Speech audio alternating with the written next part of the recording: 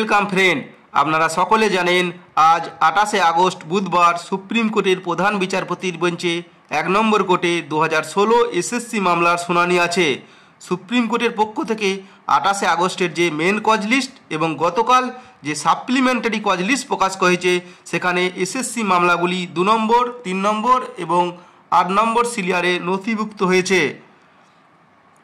এখন প্রশ্ন হলো, আজ 28শে আগস্ট এসএসসি মামলার শুনানি হবে কি?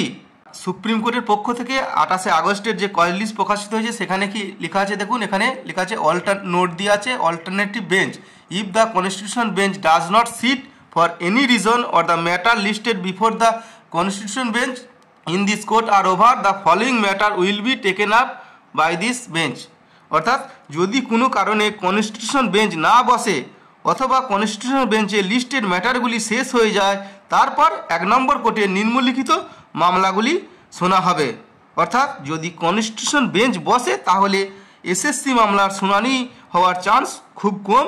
যদি কনস্টিটিউশন বেঞ্চ না বসে অথবা কনস্টিটিউশন বেঞ্চের মামলাগুলি দ্রুত শেষ হয়ে যায় তাহলে এসএসসি মামলার শুনানি হতে পারে। কনস্টিটিউশন বেঞ্চের শুনানির লাইভ লিঙ্ক অর্থাৎ সরাসরি সুপ্রিম কোর্টের অফিসিয়াল ইউটিউব চ্যানেল থেকে লাইভ লিঙ্ক এই ভিডিওর ডেসক্রিপশন বক্সে পেয়ে যাবেন, যেখান থেকে ক্লিক করে সরাসরি সুপ্রিম কোর্টের অফিসিয়াল চ্যানেল থেকে দেখতে হবে।